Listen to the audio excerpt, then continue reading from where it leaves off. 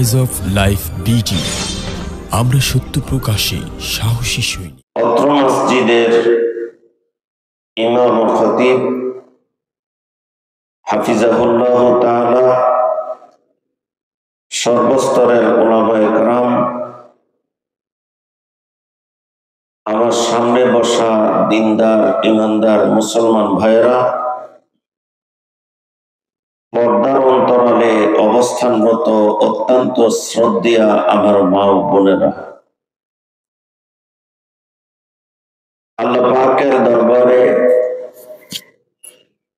আমরা শুকর গুজার হচ্ছি যে আল্লাহ পাক দ্বীনের নিসবতে আমাদেরকে এখানে আসবার এবং বসবার তৌফিক দান করেছেন। এজন্য হৃদয়কে উজাড় করে অন্তরের অন্তঃস্থল থেকে শুকর গুজার হচ্ছি আলহামদুলিল্লাহ। তার সাথে সাথে মানবতার অগ্রদূত, রহমতে আলম, শফিউল আজম, দু জাহানের কান্ডারি মুহাম্মদুর রাসূলুল্লাহ সাল্লাল্লাহু আলাইহি ওয়াসাল্লামের দরবারে অসংখ্য অগণিত দুরূদ সালাত আর সালাম। বলেন আমিন। আল্লাহ পাক সোয়া লক্ষ নবীদেরকে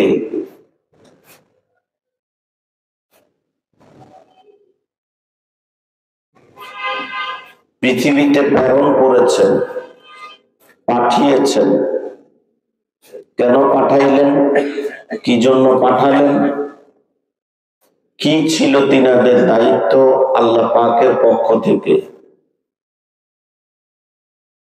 আল্লাহ ভোলা বান্দাদেরকে, আল্লাহ ভোলা বান্দীদেরকে দুনিয়ার মায়া থেকে, শয়তান থেকে বাঁচিয়ে আল্লাহ পাকের সাথে সুসম্পর্ক করে দেওয়ার জন্যই আল্লাহ পাক সোয়া লক্ষ নবীদেরকে পৃথিবীতে পাঠাইছেন। বলেন সুবহানাল্লাহ।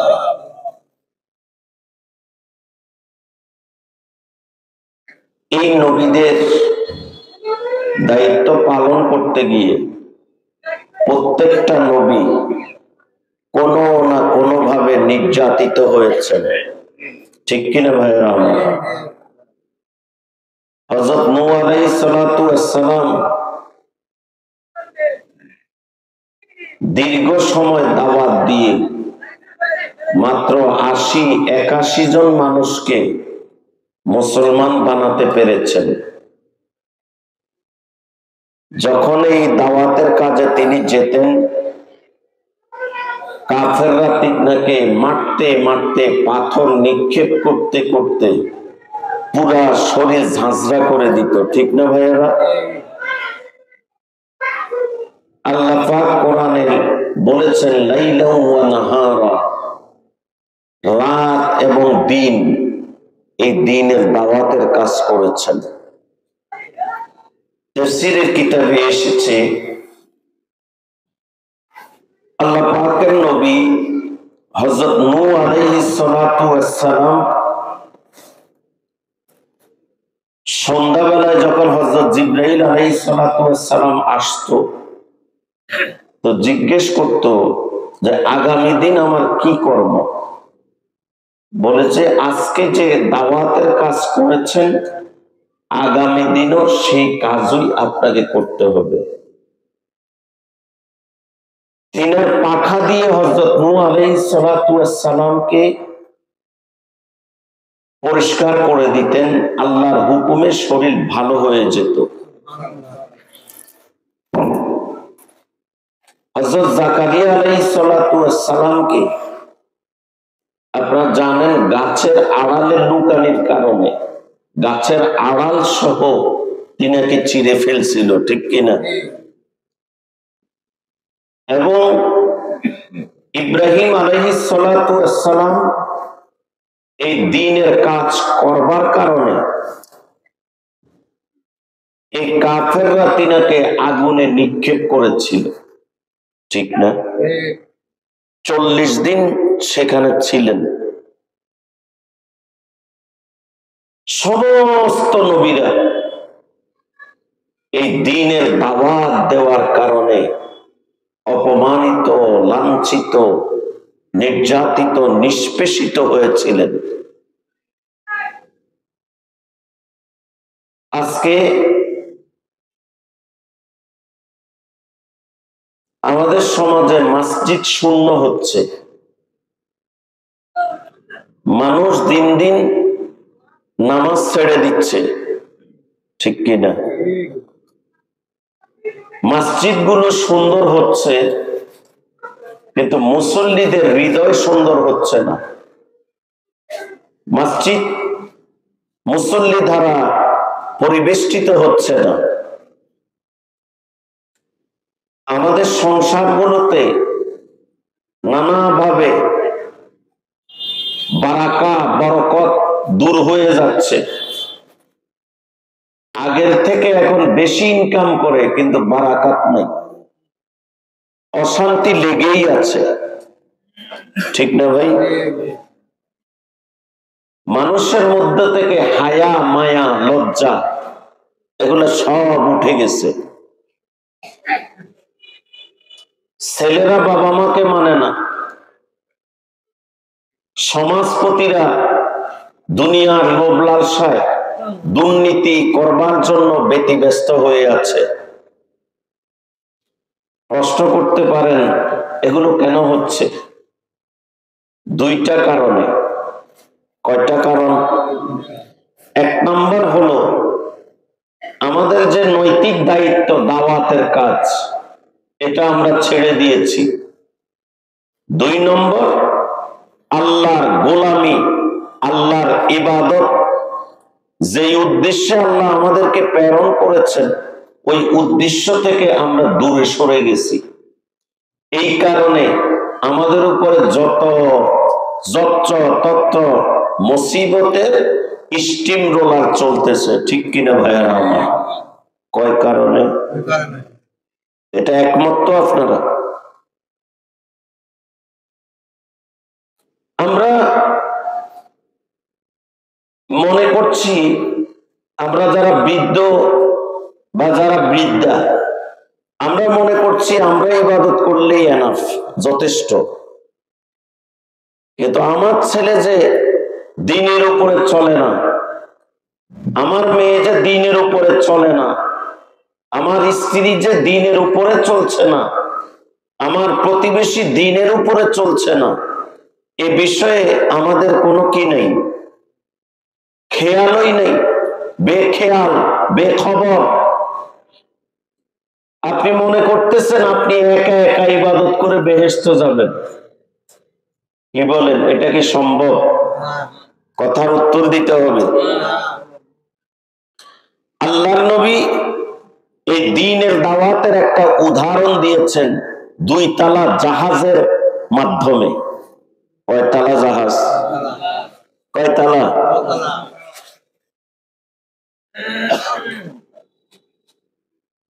এটা পানির ব্যবস্থা ছিল নিচতলায়। রাসূল আরবি সাল্লাল্লাহু আলাইহি ওয়াসাল্লাম বলেন, ওই জাহাজ নিম্ন তলায়, নিচের তলায় পানির ব্যবস্থা, উপরের তলায় পানির ব্যবস্থা নাই। তাইলে এখন নিচের তলার লোকগুলো উপরে আসতে হয় পানির জন্য। কিসের জন্য? উপরে ব্যবস্থা আছে পানির, নিচে ব্যবস্থা নেই। এখন কি বলেন, নিচের তলার লোকরা পানির জন্য অবশ্যই কোথায় আসতে হবে? উপরে। যারা 2 তালা 3 তালা জাহাজ চড়েন দেখবেন উপরে পানির ব্যবস্থা। এখন প্রথম তলার লোকেরা চিন্তা করলো, এত কষ্ট করে দ্বিতীয় তলায় যাওয়ার কি কাম, কি দরকার? পানির উপরে জাহাজ ভাসতেছে, আমরা নিচে দিয়ে একটা ফুটা করে দিলেই তো হয়, ঠিক কিনা? বাহ্যিক দৃষ্টিতে বুদ্ধিটা খারাপ না, বাহ্যিক দৃষ্টিতে বুদ্ধিটা কি না, খারাপ নয়।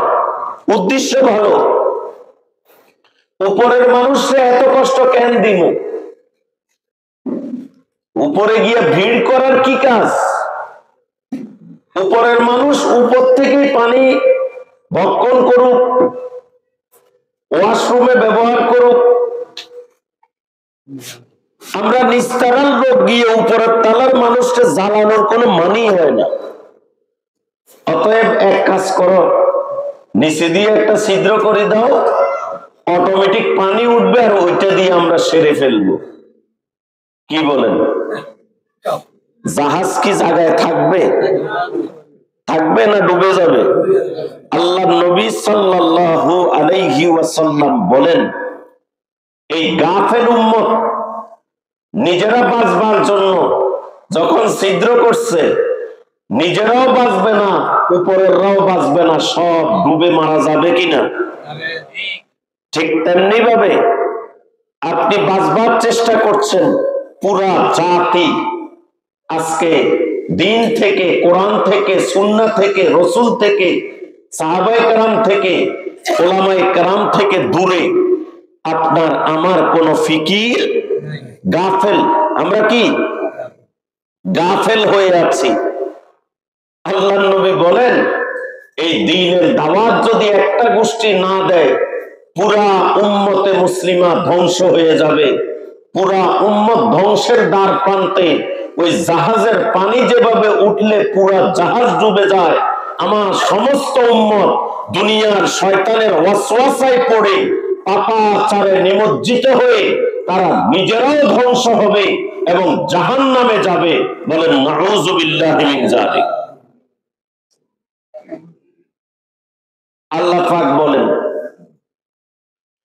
কুনতুম খায়রা উম্মাতিন উখরিজাত লিন-নাস।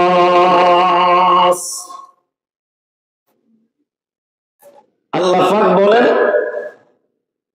আল্লাহ তোমাদেরকে সৃজন করেছেন, আল্লাহ তোমাদেরকে বানিয়েছেন, আল্লাহ তোমাদেরকে পাঠাইছেন, আল্লাহ তোমাদেরকে দায়িত্ব দিয়েছেন। উখরিজাত লিন-নাস, মানুষের মঙ্গলের জন্য, মানুষের ভালোর জন্য, মানুষকে দ্বীনের উপরে উঠাবার জন্য এ দায়িত্ব দিয়েছেন কে? কুনতুম খায়রা উম্মাতিন উখরিজাত লিন-নাস।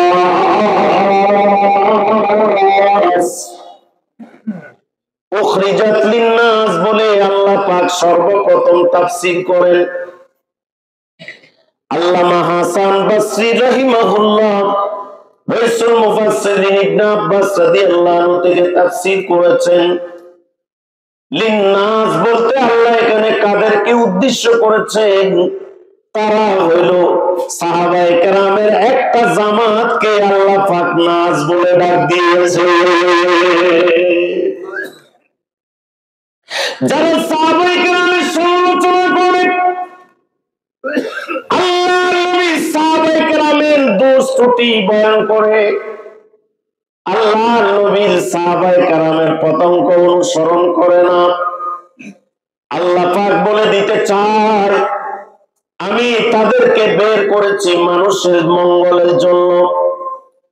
কুনতু খায়রা উম্মাতিন উখরিজাত লিন-নাস।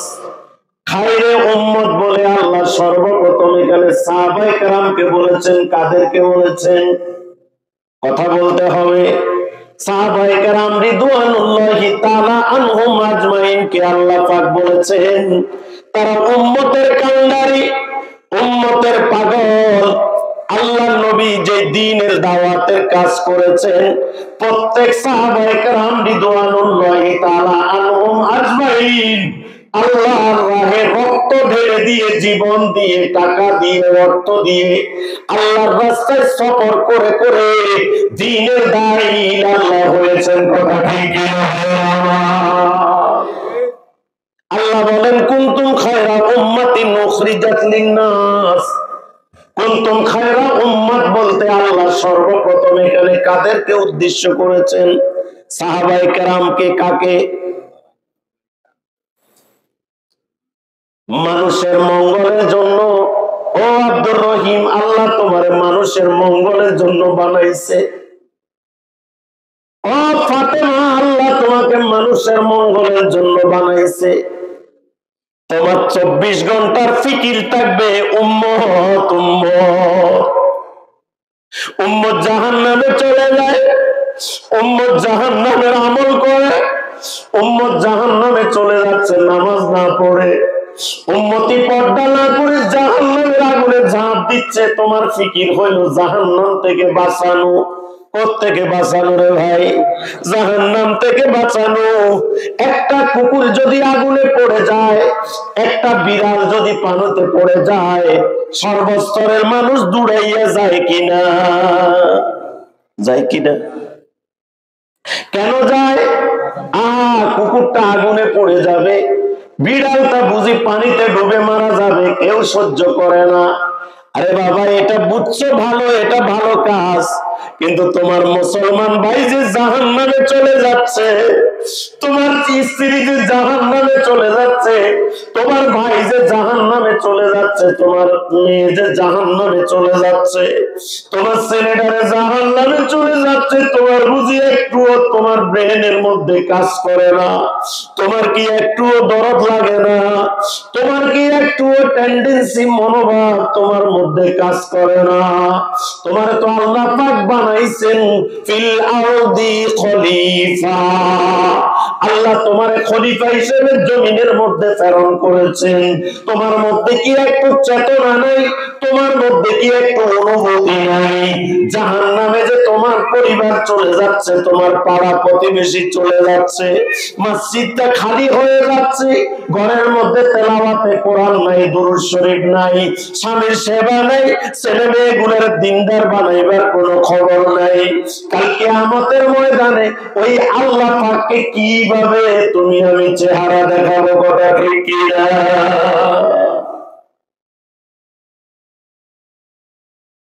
কি খুব খুশি, আমি নামাজ পড়ি, আমি কোরআন তেলাওয়াত করি, কিন্তু পরিবার করে না। এই বিষয়ে আমাদের ভ্রু সংকুচিত হয় না, ঠিক কিনা?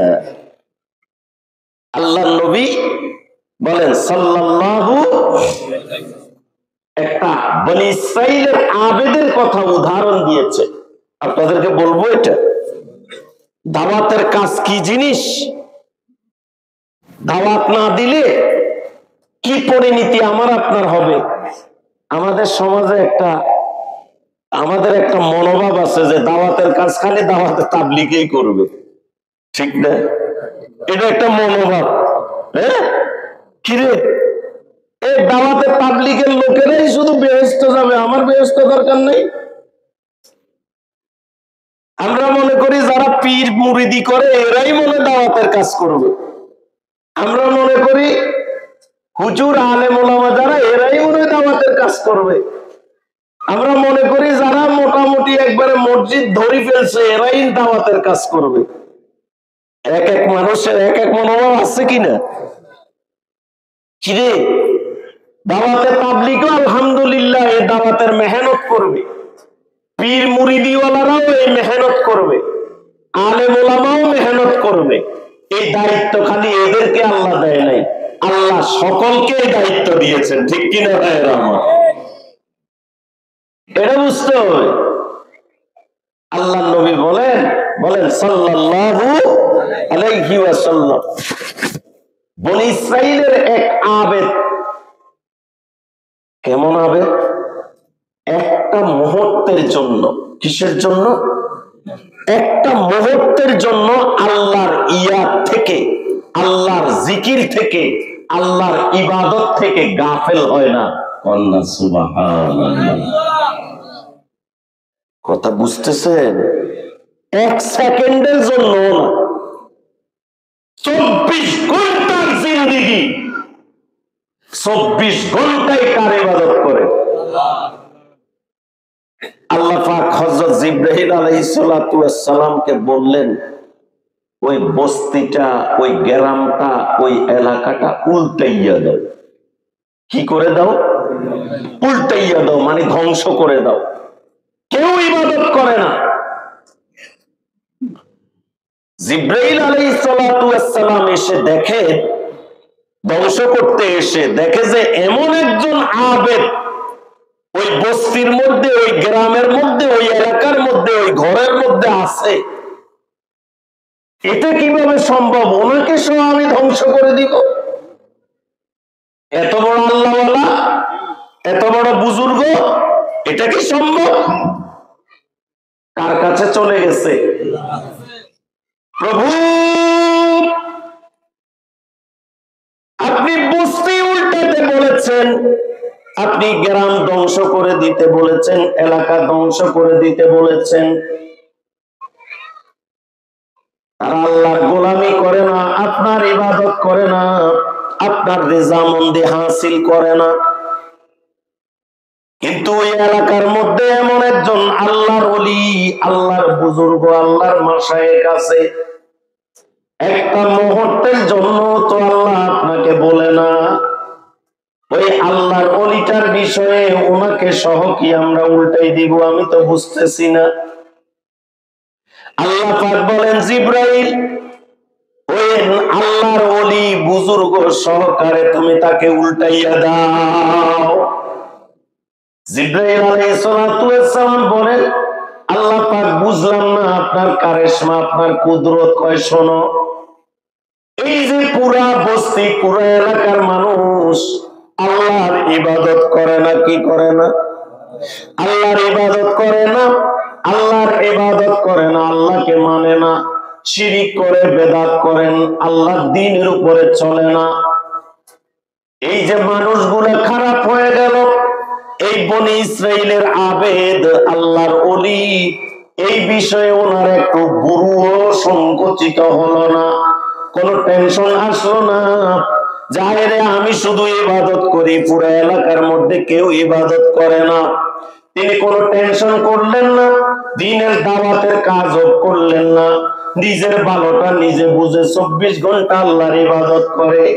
আল্লাহ পাক বলেন, হে জিবরাইল, ওই আল্লাহর ওলিটা সহ আবার তাকে উল্টাইয়া দাও, কারণ উম্মতের কোন ফিকির ওই আল্লাহর ওলি করে নাই, তারে সহ তোমরা কি করে দাও? উল্টাইয়া দাও। শেষ পর্যন্ত হযরত জিবরাইল আলাইহিস সালাতু ওয়াস সালাম ওই আল্লাহর ওলি সহ আপনার জমিনটাকে উল্টাইয়া দিয়েছে, ধ্বংস করে দিয়েছে। বলেন নাউযুবিল্লাহ।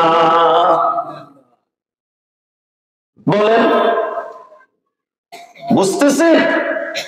আমার ছেলে দ্বীনের উপরে নাই, আপনার মেয়ে দ্বীনের উপরে নাই, আপনার স্ত্রী দ্বীনের উপরে চলে না, ইবাদত করে না, পর্দা করে না, আল্লাহ ও তার রসুলকে মানে না, কিন্তু আপনি একবারে ওয়াক্ত মতো দাইমি কায়েমি ভাবে মসজিদে আসতেছেন, আপনি কোরআন তেলাওয়াত করতেছেন, আপনি জিকির করতেছেন, বাস আপনার আর কোনো ফিকির নেই, আপনি মনে করতেছেন আপনি বেহেশতি।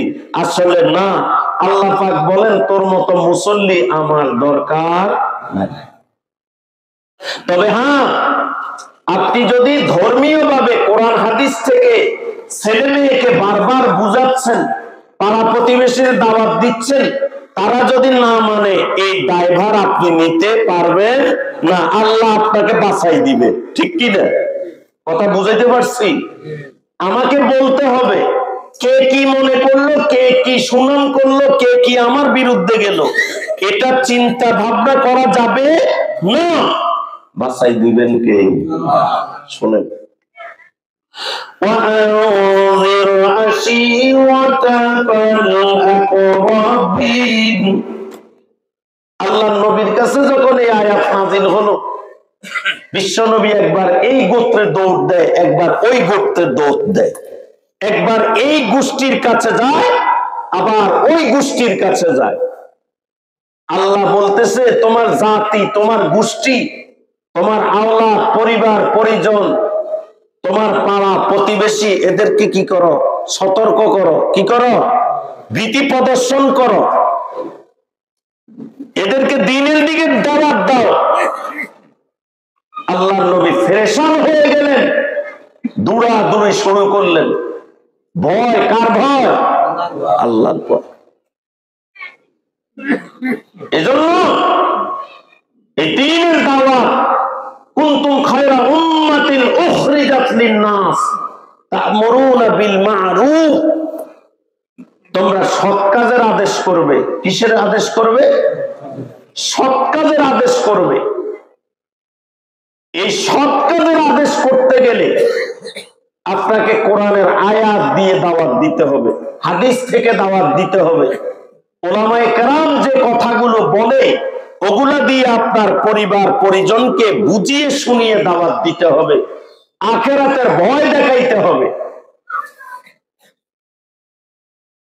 নির্দেশ কার? আল্লাহ। এবার আসেন, দাওয়াতের কাজ না করলে, দাঈর সিফত গ্রহণ না করলে, দ্বীনের দাওয়াত না দিলে আপনার আমার দোয়া কবুল হবে না। কি হবে না? প্রত্যেকদিন কোনো না কোনো ভাবে আমরা মুসলমানরা দোয়া করতেছি কিনা, চোখের পানি ফেলতেছি কিনা? ফেলতেছি। আল্লাহ নবীর রাহমাতাল লিল আলামিন বলেন, উম্মত আমার শোনো, এমন মুহূর্তে আল্লাহর সাহায্য, আল্লাহর মদদ, আল্লাহর নসরত তোমাদের বেশি দরকার হবে। আল্লাহর মদদ দরকার, আল্লাহর সাহায্য দরকার। আল্লাহ পাকের সাহায্য না হলে তোমাদের বাঁচার কোনো উপায় থাকবে না। ওই মুহূর্তে যদি তোমরা কান্নাকাটি করো, আল্লাহর কাছে দোয়া করো, আল্লাহ পাকের নবী রাহমাতাল লিল আলামিন বলেন, আল্লাহ পাক তোমাদের দোয়া কবুল করবে না। কেন দোয়া কবুল করবে না? কি জন্য দোয়া কবুল করবে না? আল্লাহ নবী, বিশ্ব নবী রাহমাতাল লিল আলামিন বলেন, উম্মত আমার শোনো, তোমরা দ্বীনের দাঈ ইলাল্লাহ, দাওয়াতের কাজ না করার কারণে, মানুষকে দ্বীনের দিকে আহ্বান না করার কারণে আল্লাহ পাক তোমাদের দরকারের সময় দোয়া কবুল করবে না। বলেন নাউযুবিল্লাহ। তাহলে কত চোখের পানি, আলেম ওলামাও কান্দে, আপনারাও প্রত্যেক জুমায় কান্দেন, ওয়াজ মাহফিলে কান্দেন, ঘরে দুয়ারে কান্দেন, দোয়া কবুল হয় না কেন? কারণ আমরা দ্বীনের দাওয়াতের কাজ ছেড়ে দিয়েছি। আজকে মুখস্থ করেন, যে যে লাইনে আছেন, যে যে দল করেন না কেন, আজকে থেকে দ্বীনের দাওয়াতের কাজ করবেন। বলেন ইনশাআল্লাহ। করবেন তো ইনশাআল্লাহ? যদি দ্বীনের দাওয়াতের কাজ করেন, উম্মতের হক, উম্মতের ফরিজা আদায় করেন, দোয়া কবুল করবেন কে? আবার কিয়ামতের ময়দানে দায়িত্ব থেকে অব্যাহতি দিবেন কে? বড় সত্য কথা। দোয়া কবুল হবে না এটা সাতটিখানি ব্যাপার না। আপনি বুঝতেছেন কি বলতেছি? বলেন, মুসলমান উম্মার এখন দোয়া অতি জরুরি না? দোয়া কবুল হওয়া জরুরি কিনা? জরুরি না? কি পরিস্থিতি চলতেছে পুরো বিশ্বে, কিন্তু দোয়া কবুল হচ্ছে না কেন? মেজরিটি পার্সেন্ট মুসলমান দাওয়াতের কাজ করে না। কিসের কাজ করে না? দাওয়াতের কাজ করে না। মেরে সুস্থ, দাওয়াতের কাজ অত্যন্ত জরুরি। মানুষকে দ্বীনের দিকে আহ্বান করা। আল্লাহ পাক বলেন, ওয়ামান আহসানু কওলান মিম্মান দাআ ইলাল্লাহি ওয়া আমিলা সালিহান ওয়া ক্বালা ইন্নানী মিনাল মুসলিমিন। ওই ব্যক্তির চেয়ে কার কথা ভালো হতে পারে? ওই লোকের চেয়ে কার কথা ভালো হতে পারে যে ব্যক্তি মানুষকে আল্লাহর দিকে ডাকে? কার দিকে রে? আল্লাহর দিকে ডাকে, দ্বীনের দিকে ডাকে, কোরআনের দিকে ডাকে, হাদিসের দিকে ডাকে। ওই ব্যক্তির চেয়ে আর কার কথা ভালো হতে পারে যে মানুষকে দ্বীনের দিকে আহ্বান করে? এই আয়াতের ব্যাখ্যায় তাফসীরে খাজেনের উল্লেখ করা আছে, মানুষকে যখন আপনি দাওয়াত দিবেন, তখন কোরআনের আয়াত শুনিয়ে দাওয়াত দিবেন, হাদিস দিয়ে দাওয়াত দিবেন, মুয়াজ্জিনরা দাওয়াত দেয় আযানের মাধ্যমে, ইমামরা তালিম তরবিয়ত আর জুমার বয়ানের মাধ্যমে, উলামায়ে কেরাম প্রত্যেক মাহফিলে দ্বীনের দাওয়াতের কাজ করতেছে। ওই দাওয়াতের কাজ আপনাকেও করতে হবে, তাহলে প্রিয় বলবেন কে? ওয়াযাক্কির ফাইন্নাদ-যিকরা তানফাউল মুমিনিন। আল্লাহ পাক বলেন, ও নবী, আপনি আপনার উম্মতকে, আপনি আপনার আমার বান্দাদেরকে নসিহত করুন, তাদেরকে বুঝাতে থাকুন। তারা যদি সোজা সাপটা হয়, মুমিন হয়, তাহলে এই ওয়াজ তাদের উপকার আসবে, বলেছেন কে? এজন্য আপনি যখন কোন বিষয়ে দাওয়াত দিবেন, ওই দাওয়াতের আসর সর্বপ্রথম নিজের শরীরের দিকে আসর করবে, নিজের ঈমান মজবুত হবে। একটা বল যদি দেওয়ালে মারে আবার নিজের দিকে আসে কিনা? আপনি দাওয়াত দিবেন আপনাকে বাঁচানোর জন্য, আপনি দাওয়াত দিবেন নিজের ঈমান মজবুত করার জন্য, আপনি দাওয়াত দিবেন নেকির আশায়, আপনি দাওয়াত দিবেন আল্লাহ ও তার রাসূলের সন্তুষ্টির জন্য। ওয়াকালা ইন্নানি মিনাল মুসলিমিন। দাওয়াত দিলে, ইবাদত করলে নিজেদের মধ্যে একটা আত্মগরিমা, অহংকার, বড়ত্ব, আমিত্ব, গৌরব এগুলা এসে যেতে পারে। এগুলা কি হয়ে যেতে পারে? এসে যেতে পারে। আমি বড়।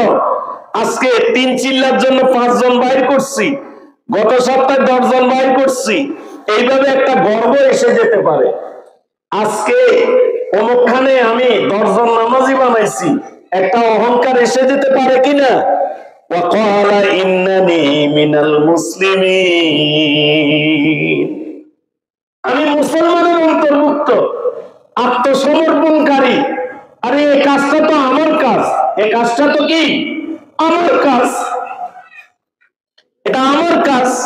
অতএব অহংকারের কিছু নাই, বড়ত্ব বলার কিছু নাই। আমি 10 খানে বয়ান করেছি, আমি এবছর 65টা মাহফিল করেছি। একটা অহংকার, একটা আমিত্ব, একটা গৌরব, আমি বড় হুজুর, আমি বড় বক্তা, আমি বড় খতিব, আমি বড় মুয়াজ্জিন, আমার কণ্ঠটা বহুত উঁচা দরের। হ্যাঁ, আমি হাজী সাহেব 4 বার হজ করছি, আমি হাজী সাহেব আমি 10 বার হজ করছি, আমি আমাদের মসজিদে অর্ধেক দিয়া দিছি। হ্যাঁ, এরপর আমার ছেলেটারে আমেরিকা পাঠাইছি, আমার মেয়েরে ইংল্যান্ডে পড়াচ্ছি। একটা হাব ভাব অন্যরকম, ঠিক না? বেটা তুমি তো ফকিন্নি বেটা, তুমি তো রিক্সায় চড়ো আর আমি কারে চড়ি। কারে কিসে চড়ি? দেখছিলাম বেটা, এটা কার, এটা কার, কত জানো? এটা 22 লাখ টাকা। একটা অহংকার, আত্মগরিমা, এগুলা সহ্য করে না কে? বিল্ডিং দরকার, বিল্ডিং জরুরত। আপনার টাকা আছে, বিল্ডিং জরুরত, আপনি বিল্ডিং জরুরত। আপনার টাকা আছে, আল্লাহর নিয়ামত দেখাইতেছেন, আলহামদুলিল্লাহ। আপনার টাকা আছে, ভালো জামা পড়তে ইসলামে বলা হয়েছে, আলহামদুলিল্লাহ। আল্লাহর নবীর কাছে এক সাহাবী আসেন নিম্ন জামা পরে। আল্লাহর নবী বলেন, আল্লাহ কি তোমারে সম্পদ দেয় নাই? মানে হইল জিবরাইল জানাইছে, আল্লাহর নবী গো, এই বেটার টাকা আছে, পয়সা আছে, কিন্তু অন্তরে অহংকার নাই। এ বেটা ইচ্ছা করলে তো নতুন ভালো ভালো জামা পড়তে পারে। সুবহানাল্লাহ কর না? ইসলাম কত স্মার্ট ধর্ম বেটা। আল্লাহু আকবার। আল্লাহর নবী ইশারা দেবার সাথে সাথে হাদিসের মধ্যে আসছে, ওই ব্যক্তি গিয়ে এরপরে সব সময় ভালো ভালো জামা পরে। আল্লাহর নবী বলেন, আগের চেয়ে এখন সুন্দর নয় কি? কিন্তু খবরদার, জামা কাপড় পরবা কাকে দেখানোর জন্য? কথা বলেন না, কাকে দেখানোর জন্য? আরে বেটা, আমার আল্লাহকে দেখাইলে মানুষ এমনি দেখবে। এই কথা ঠিক কিনা ভাইয়েরা আমার? আল্লাহ নবী বলেন, আল্লাহ তোমার অর্থ দিয়েছে, সম্পদ দিয়েছে, ভালো পড়ো, ভালো খাও, ভালো দান করো, ভালো আপ্যায়ন করো, ভালো হাদিয়া দাও, ভালোভাবে চলো, সুন্দরভাবে চলো। আল্লাহ পাক জামিল, আল্লাহ সুন্দরে পছন্দ করে। আরেক হাদিসের মধ্যে আছে, আরেকজন খুব একবারে জাঁকজমক একটা জামা পরছে। আল্লাহ নবী রাহমাতাল লিল আলামিন বলেন, বাড়িতে যাও, বাড়িতে যাও, তাড়াতাড়ি যাও, নিম্নমানের কাপড় পরো। কোন মানের? নিম্নমানের। কেন? কি জন্য? অন্তরে এখনো অহংকার দূর হয় নাই। কি দূর হয় নাই? অহংকার দূর হয় নাই। তুমি অহংকার দূর হওয়ার আগ পর্যন্ত নিম্নমানের কাপড় পরো। সুবহানাল্লাহ কর না। এজন্য স্মার্ট চলবেন কার জন্য? কথা বলেন না। স্মার্ট চলবেন আল্লাহর জন্য, ইসলামের সৌন্দর্য ফুটানোর জন্য, ফুটানোর জন্য, ইসলামের সৌন্দর্য মানুষকে দেখানোর জন্য স্মার্ট স্মার্ট চলবে। টুফি একটা বেটা 1.5 মাসও দই না, সিটাই পড়ি যায়, খবর নাই। ও মারে কি জাতের বুজুর্গ! এই বুজুর্গের কোনো বাপ নাই, বলেন না। এই বুজুর্গের কোনো বাপ নাই, বাপ নাই। আবার যখন বেআইন বাড়ি যায়, বেআইনের লোকের কথা বোঝেন নাই? বেআই বাড়ি যখন যায় তখন দেখবে একবারে ভালো জামা, ভালো টুপি, একবারে সেন্ট, একবারে আতর টাতর লাগাইয়া যায়। অথচ গ্রামের মসজিদে যখন নামাজ পড়ে সিটাইওয়ালা সিরা ফাড়া বড়া ছড়া পাঞ্জাবি পরিয়া মসজিদে যায়। ঠিক কিনা? ঠিক না? তোমার কথা কয় না, ঠিক কিনা? আমার আল্লাহর সামনে সবচেয়ে ভালো পোশাক পরে দাঁড়াবো। এজন্য এখন থেকে, আমার শুরু থেকে যখন বুঝ আসছে, আমার তেমন কোনো তোলা পাঞ্জাবি নাই। এটা ফরেনাটাই তোলা, আবার তোলাটাও ফরেনা, সবসময় এরকম। কথা বুঝছেন কিনা? তো এখন কি করবেন? স্মার্ট চলবেন। কি চলবেন? যার যার তৌফিক অনুসারে, বলেন না, তৌফিক অনুসারে সুন্দর, পরিষ্কার, ক্লিন চলবেন। পারবেন তো ইনশাল্লাহ? বাংলা সাবান দিয়া সুন্দর করে ধুবেন, পয়সা নাই, লাইফ বই কিনতে পারেন না, একটু সুন্দর সুন্দর চলবেন, মনে থাকবে তো ইনশাল্লাহ? আবার অনেকে আছে চেহারার মধ্যে একবারে ফাড়ি সিঁড়ি, বাপরে কি জাতের অবস্থা, কিন্তু পয়সা নাই। বিষয়টা এমন না, পয়সা আছে। আপনি একটু ভ্যাসলিন কেনেন, একটু ক্রিম কেনেন, এটা কি না জায়েজ? এটা কি না জায়েজ নাকি? জায়েজ আছে। কি আছে? জায়েজ আছে। চিকিৎসা করা কি আছে? জায়েজ আছে। স্মার্ট চলবেন। আবার অনেকে আছে মাসকে মাস দাঁড়ি আশ্রয় না। কি আশ্রয় না? কথা বলেন না। দাঁড়ি কি করে না? আর জান নাই হেতো আশ্রানির দরকার নাই, এটা খুদ দিয়ে একবারে ভালাই দে। কিন্তু যাদের আছে দাঁড়ি আশ্রয় না, হাদিসের মধ্যে আসছে, আল্লাহ নবী, এটা তিরমিজির হাদিস। কিসের হাদিস? তিরমিজি শরীফের হাদিস।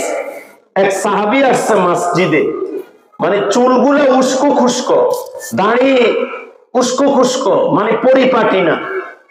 আল্লাহ নবী তার দিকে একটু বাঁকা চোখে তাকালেন। বাঁকা চোখে মানে একটু অসন্তুষ্টি বোধ করলেন। এটা কি দেখাইলেন? অসন্তুষ্টি, নারাজি ভাব দেখালেন। সাহাবী বুঝে ফেলছে। সুবহানাল্লাহ কর না। হাদিসের মধ্যে আসছে, এই সাহাবী সাথে সাথে বাড়িতে গেছে, দাড়িকে পরিপাটি করে, এরপরে আপনার চুল আশ্রিয়ে তেল দিয়ে সুন্দর করে আল্লাহর ঘর মসজিদে আসছে। আল্লাহ নবী দেখে বলে, এখন আগের চেয়ে এখন সুন্দর নয় কি?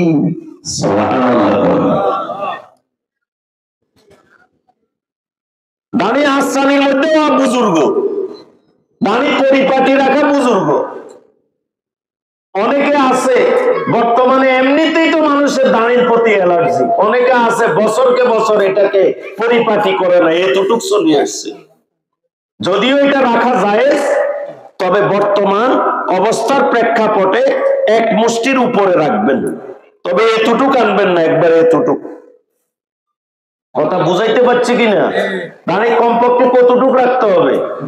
এক মুষ্টি, এক মুষ্টি, এক মুষ্টি মানে 3 মুষ্টি আর কি। এই দেখেন, এই এই এখন আমি এতটুকু কাটতে পারবো। এই দেখেন, এই এই দেখেন। আবার অনেকে কি করে জানেন, এই ছুটি দড়িয়ে করতে এক মুষ্টি। এটা জায়েজ নাই। এইভাবে এক মুষ্টি পরিমাণ রাখবেন। অনেকে আবার এক মুষ্টির নিচে রাখে, এটা জায়েজ নাই। হাদিসের মধ্যে আসছে আব্দুল্লাহ ইবনে ওমর রাদিয়াল্লাহু তাআলা আনহু হজের পরে এইভাবে ধরছেন, ধরে এক মুষ্টি পরিমাণ কেটে ফেলছেন। মনে থাকবে তো? থাকবে তো ভাইরা আমার? যারা এক মুষ্টির নিচে রাখছেন এখন থেকে ছেড়ে দিবেন, দেখবেন আলহামদুলিল্লাহ সুন্দর। আরেকটা হলো অনেকে এখানে এগুলা কাটা জায়েজ, জায়েজ, কিন্তু না কাটা উত্তম। কেন? এখানে কাটলে সারাদিন চুলকায়, বড় বড় বিসি হয়, এবারে প্রায় টনসেল হয়। ডাক্তাররা বলেন এটা না কাটলে টনসেল তেমন হয় না। আমার মনে হয় এই বয়সে যতটুকু আমার মনে হয় 1বার না 2বার টনসেল হয়েছে, তাও ওই সফরের সময় বেশি ঠান্ডা লাগার কারণে। এছাড়া স্বাভাবিক আলহামদুলিল্লাহ আমার কোনো টনসিল নেই। কথা বুঝাইতে পারছি কিনা? এখানে এগুলো ছাঁচিয়েন না, ছাঁচলে এটা বিসি হয়, চুলকানি হয়। এই কথা এটা ঠিক আছে? ঠিক আছে নি? তাহলে আল্লাহ আপনার রাসূল সুন্দর পছন্দ করে। কি পছন্দ করে? সুন্দর। আর মহিলাদেরকে বলা হয়েছে যে আপনারা স্বামীর জন্য সাজসজ্জা করে থাকবেন, সারাদিন দরকার নাই, অন্তত রাত্রে। আবার স্বামীরও উচিত তৌফিক অনুসারে তাকে প্রসাধনী কিনে দেওয়া। কি কিনে দেওয়া? প্রসাধনী মানে কি? হ্যাঁ মা, এটা বুঝে বাবারে, এটা গরম গরম। প্রসাধনী মানে হইল সুন্দর কাপড়, সোনু, আইব্রু, ক্রিম, এগুলা কিনে দিবেন। 70-80 টাকা, 100 টাকা, 30-40 টাকা দিয়ে সুন্দর সুন্দর আংটি পাওয়া যায়, এগুলা কিনে দিবেন। স্মার্ট স্মার্ট থাকবে, আপনারও ভালো লাগবে। এই জন্য স্ত্রীদেরকে বলা হয়েছে তাদের স্বামীর জন্য মনোরঞ্জনমূলক পোশাক পরার জন্য। কথা বুঝছেন কিনা? কিন্তু কিছু স্বামী আছে নিজে খুব সুন্দর পরে, কিন্তু ছেলে মেয়ের নিম্নমানের কাপড় পরায়, এরপরে স্ত্রীকে নিম্নমানের কাপড় কিনে দেয়। খবরদার, আমি বিশেষ করে আপনারা যারা দিনের উপরে চলতেছেন, এটা আপনাদের জন্য সাজে না। আল্লাহর দপ্তরে হিসাব নিকাশ দেওয়া লাগবে কিনা ভাইয়েরা আমার? দেওয়া লাগবে না? দিতে হবে। আপনি যেই মানের কাপড় চোপড় পরবেন, আপনার স্ত্রী, আপনার ছেলে মেয়েকে ওই মানের কাপড় কিনে দিবেন তো ইনশাআল্লাহ? দিবেন তো ইনশাআল্লাহ? এটাই ইসলামের সৌন্দর্য। এখন স্ত্রীদের আরেকটা মুদ্রা দোষ আছে, তারা ভালো কাপড় চোপড় কিনে দিলেও জমা রাখে। কি রাখে? জমা রাখে। কেন জমা রাখে? ওই মার্কেটে যাওয়ার সময় ভালোটা পড়ে, বাবার বাড়ি, ওই খালার বাড়ি, ফুফির বাড়ি যাওয়ার সময় খুব ভালোটা পড়ে। ওখানে ভালো খারাপ, ভালোটা পড়া না জায়েজ না? জায়েজ, কিন্তু স্বামীর জন্য পড়ে না। স্বামীর জন্য আপনার ওই বাসার বাড়ির মধ্যে নিম্নমানের কাপড় পরে বসে আছে, অথচ তার জামা কাপড় আছে। আছে না নাই? আছে। এগুলো ঠিক না।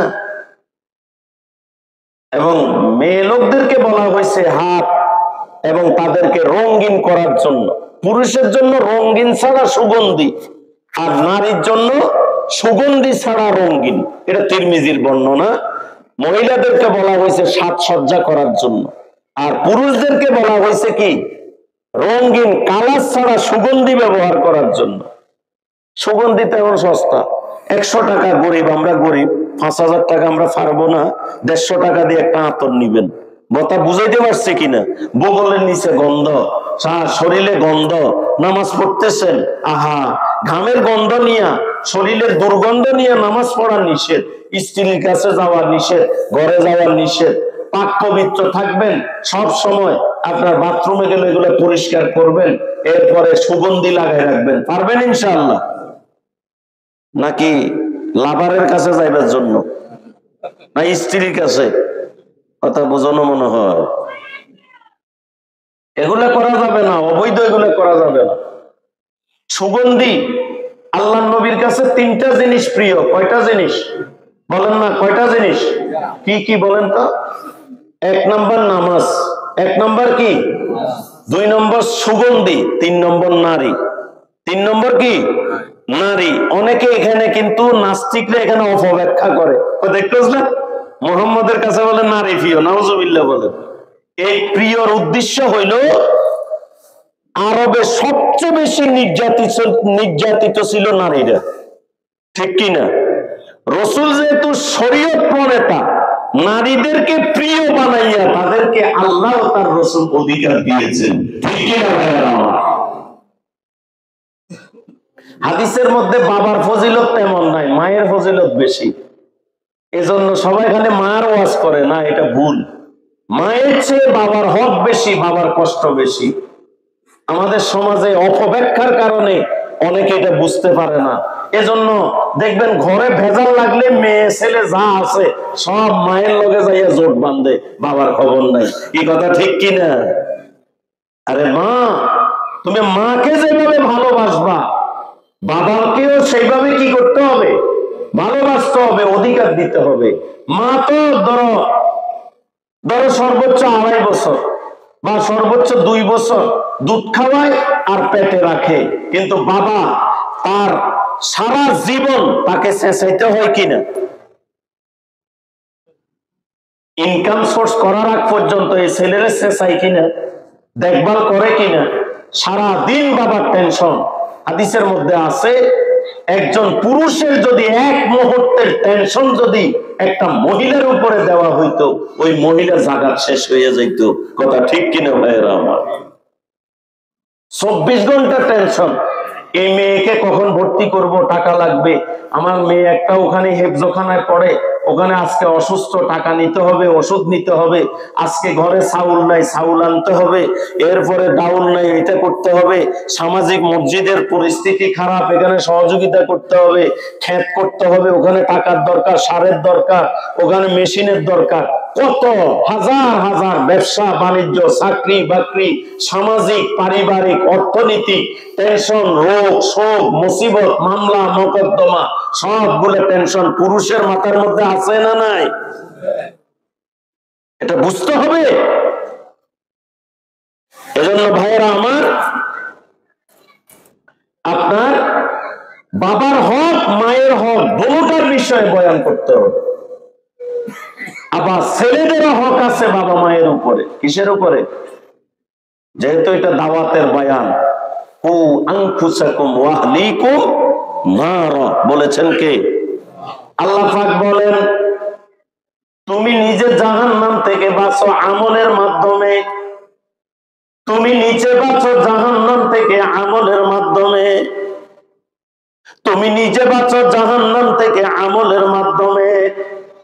আর তোমার পরিবার পরিজন, আহলে হায়াল, তোমার স্ত্রী, তোমার ছেলে মেয়ে, তোমার প্রতিবেশী, এদেরকেও জাহান্নাম থেকে বাঁচার নির্দেশ কার? ওয়াহলিকুম নার, ওই আগুন থেকে তোমার স্ত্রীকে, তোমার ছেলে মেয়েকে, তোমার অধীনস্থ চাকর নকরকে বাঁচাও নির্দেশ কার? খুব শক্ত কথা। আপনি নিজে বাঁচবেন, অন্যকেও জাহান্নাম থেকে বাঁচাবেন।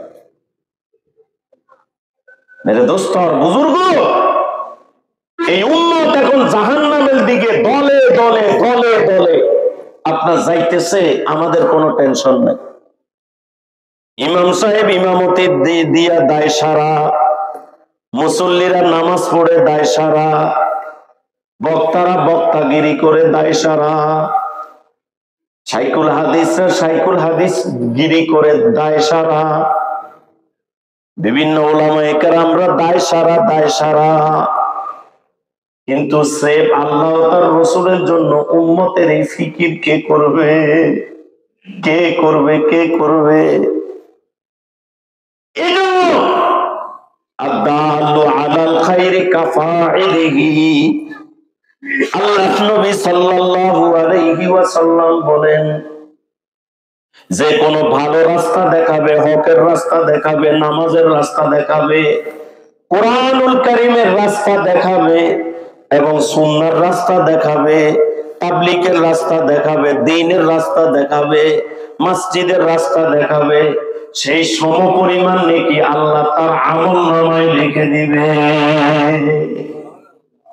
মানে কি, আপনি যদি একজনের হাতে ধরে পায়ে ধরে নামাজিওয়ালা বানাতে পারেন, আপনার ইবাদত কবুল হোক আর না হোক, কিন্তু তাকে যে আপনি নামাজিওয়ালা বানাইছেন, সে যতদিন নামাজ পড়বে, যতদিন জিকির করবে, যতদিন তেলাওয়াত করবে, যতদিন দ্বীনের যত কাজ করবে, আপনার আমলনামায় অটোমেটিক আল্লাহ দান করে দিবেন। লাভের ব্যবসা না? কি লাভের ব্যবসা! আল্লাহু আকবার। আবার ওই ব্যক্তি আরো কিছু মানুষকে যখন দ্বীনের উপরে উঠাবে, ওই ব্যক্তির নেকিগুলো আপনি পাবেন। ডেস্টিনি সিস্টেমারি কথা বুঝেন না মনে হয়? আপনি 10 জন, ও আরো 20 জন, ও আরো 30 জন, ও আরো 50 জন, এইভাবে একজন থেকে যতজন দুই দিকে বাড়বে, প্রত্যেকে ঈমান আমল যা করবে সবগুলোর নেকি আল্লাহ আপনার আমলনামায় লিখে দিবেন।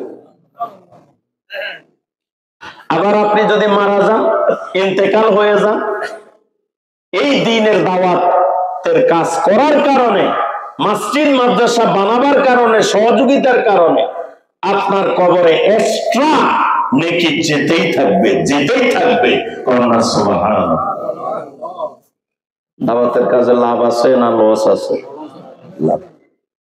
হাদিসের মধ্যে আছে, আপনি আমি যে বিবি বাল বাচ্চার জন্য ভালো কি করি, বাজার সাজার করি না, হাদিসে আছে এগুলা সদগার নেকি। কিসের নেকি? কিসের নেকি? সদগা। নিয়ত করবেন আল্লাহর নির্দেশ তাই করতেছি, নিয়ত করবেন নবীর সুন্নাত তাই করতেছি, এটা আমার পরিবার, এই নিয়তে উৎকৃষ্ট বাজার। আবার দিনের শেষে যাইয়া ফসা মাছ আনতে, ফসা তরকারি আনবেন না। কথা বুঝেন না মনে হয়? এরকম কিছু মানুষ আছে না? টাকা পয়সার কোনো অভাব নাই, কিন্তু খানা খায় নিম্নমানের, পরে নিম্নমানের। আরে ভাই কি লাভ? লাভটা কি? উৎকৃষ্ট বাজার করবেন, আল্লাহ পাক সদগার নেকি লিখে দিবেন।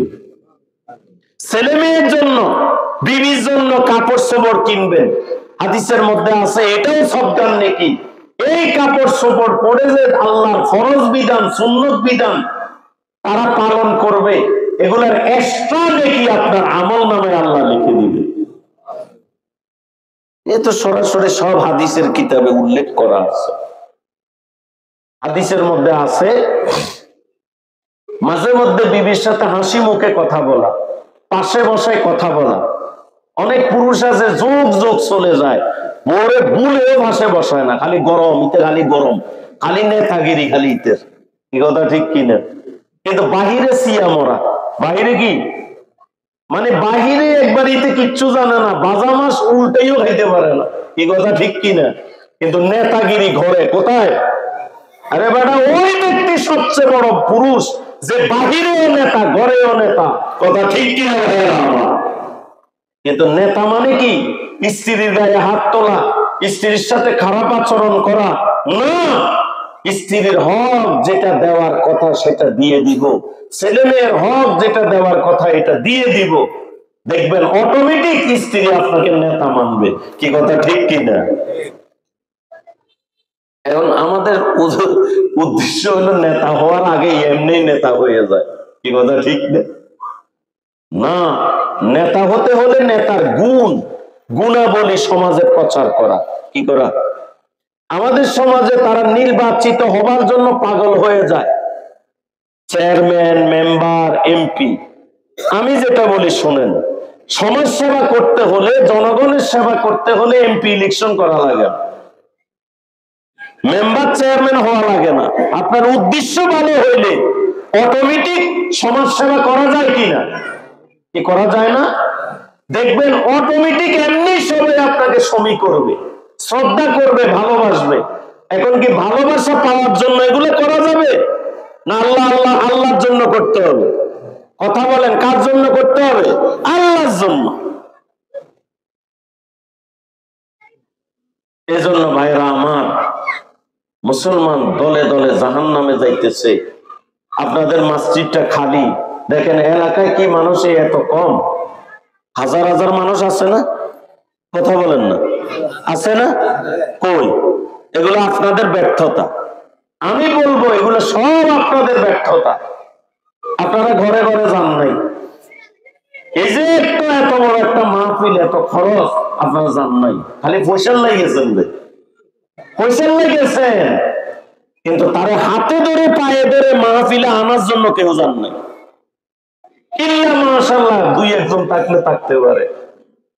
যদি আজকে হাতে ধরতেন, পায়ে ধরতেন, মাহফিলের দিন ফজরের পরে একটা জামাত, 3-4টা জামাত বের হইতেন যে আজকে পুরো এলাকার কোন পুরুষ ঘরে থাকতে পারবি না, হাতে ধরে পায়ে ধরে যদি আনতে পারতেন, এখানে এরকম আরো 10টা প্যান্ডেল দরকার ছিল কিনা ভাইয়েরা আমার? পারি নাই। এটা আমাদের ব্যর্থতা। খু আনফুসাকুম ওয়া আহলিকুম নারা, তুমি নিজে বাঁচো, তোমার পরিবার পরিজনকে জাহান্নাম থেকে বাঁচাও। নির্দেশ কার? আল্লাহর। হাদিসের মধ্যে আছে কিয়ামতের মাঠে এই ছেলে মেয়ে আমাকে জাহান্নামে নিবে, স্ত্রী আমাকে জাহান্নামে নিবে। কারণ তারা বলবে রান্না কেন ঠিক মতো করি না, এজন্য আমারে পিটাইছে। কাপড় চোপড় কেন ভালোভাবে ধৌত করি না, এই জন্য আমাকে শাসন করেছে।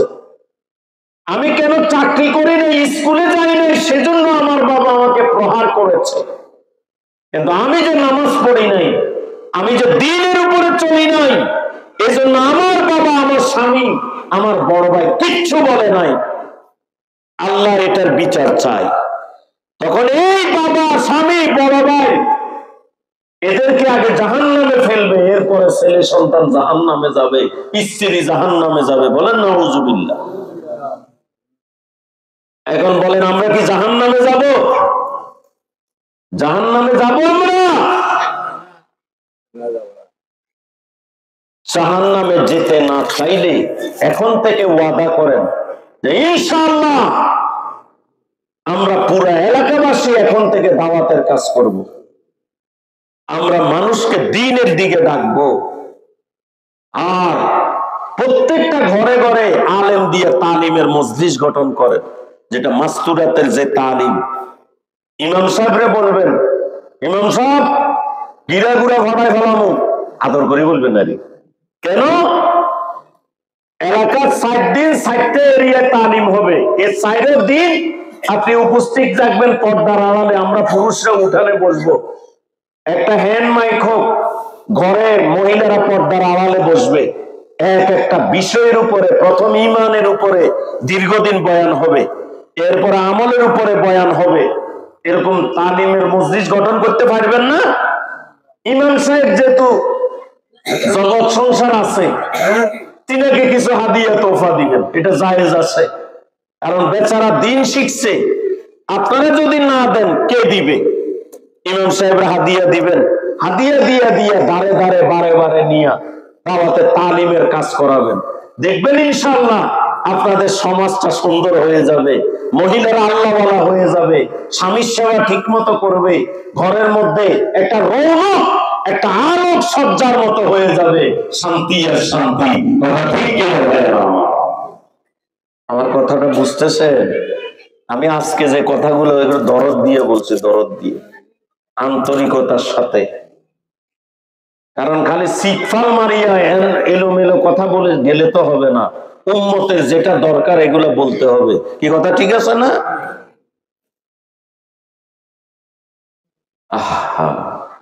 বড় আফসোস, প্রত্যেক ঘরে তালিম চালু করা, মসজিদে নববীর সেই আমল তালিম এখন বন্ধ হয়ে গেছে। আপনাদের কথা কি বলবো, আমাদের আলেমদের ঘরেও এখন তালিম নাই, ব্যস্ততা, খালি ব্যস্ততা। দৈনিক একটা টাইম বের করা, কিতাবি তালিম করা। শুধু ফাজাইলা আমল করতে হবে বা আপনার মুনতাকাব হাদিস পড়তে হবে, বিষয়টা এরকম না। যে কোনো হাদিসের কিতাব, বিষয়ভিত্তিক হাদিসের কিতাব আছে, আপনি তালিম করেন। পর্দার আলাদা বিষয়ভিত্তিক হাদিস আছে, কোরআনের আয়াত আছে, তারপরে ঘরে জিকিরের আলাদা তালিম আছে, আয়াত আছে, এরপরে আপনার নামাজের জন্য আলাদা আয়াত হাদিস আছে। এগুলো আপনি করেন, আপনার যেটা ভালো লাগে।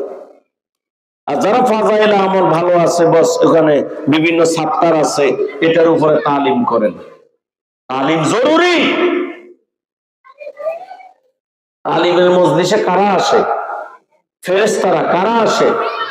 তাহলে ঘরে যদি ফেরেশতারা বেষ্টন করে ফেলে, তাহলে আল্লাহ পাক ওই মজলিস শেষে তার গুনাহগুলো মাফের ঘোষণা দিয়ে দেয়।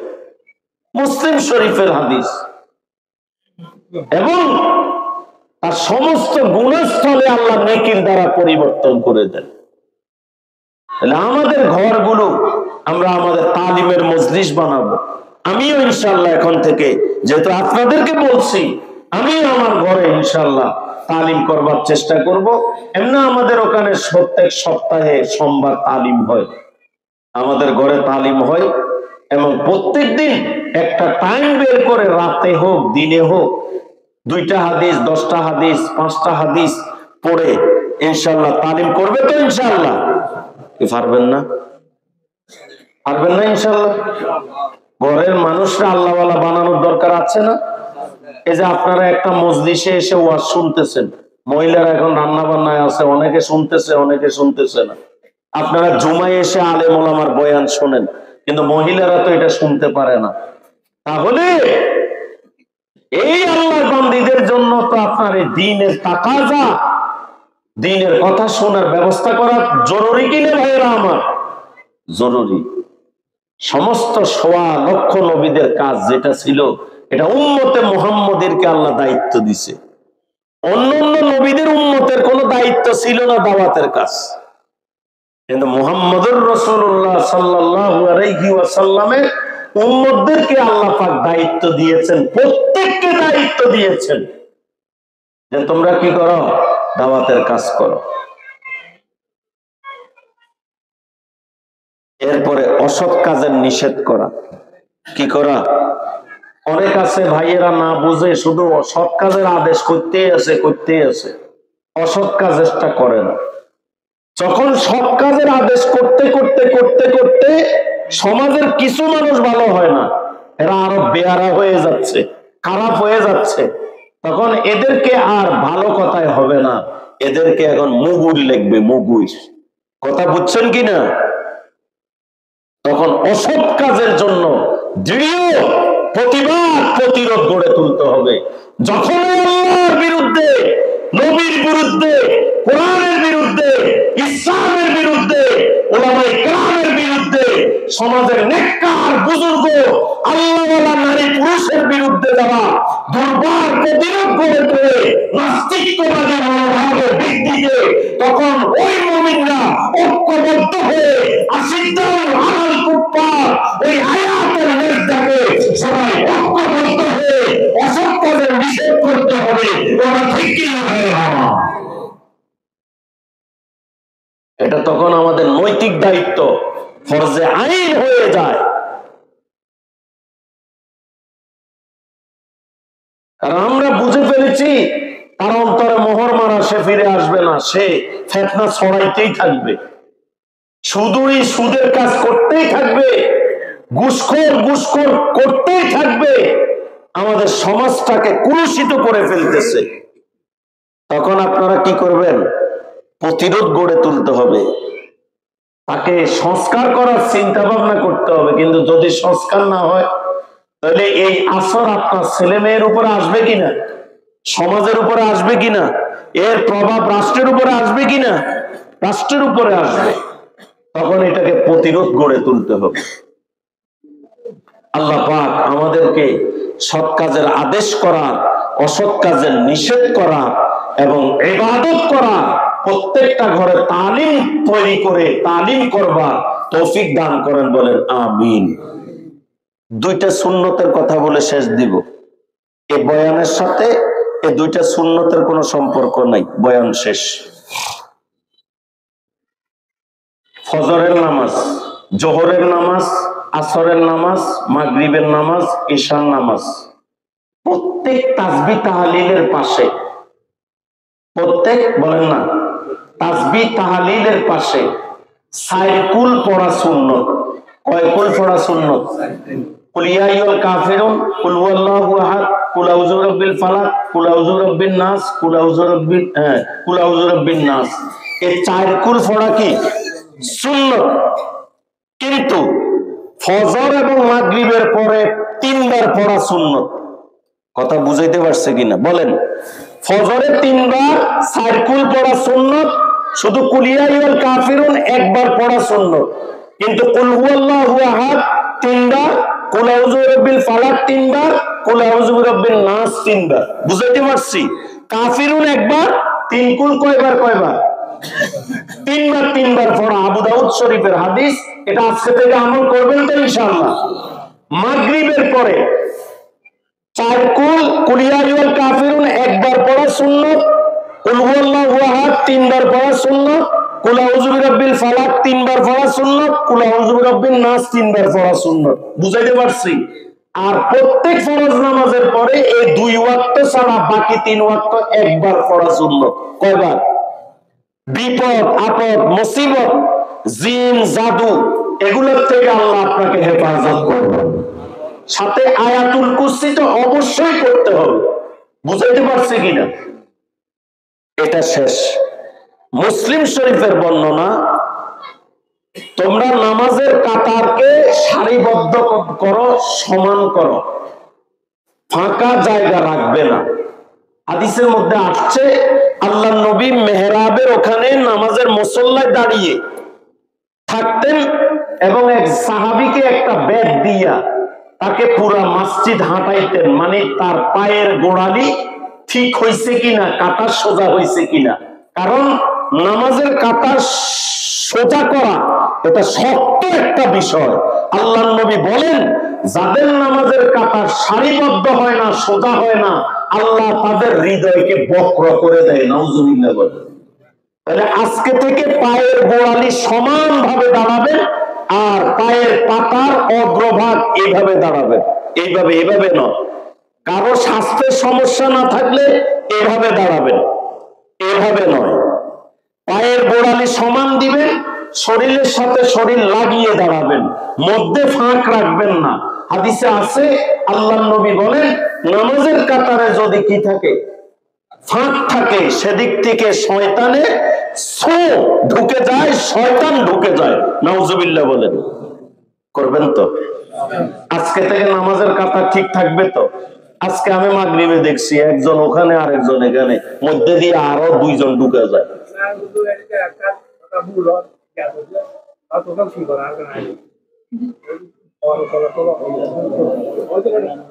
হ্যাঁ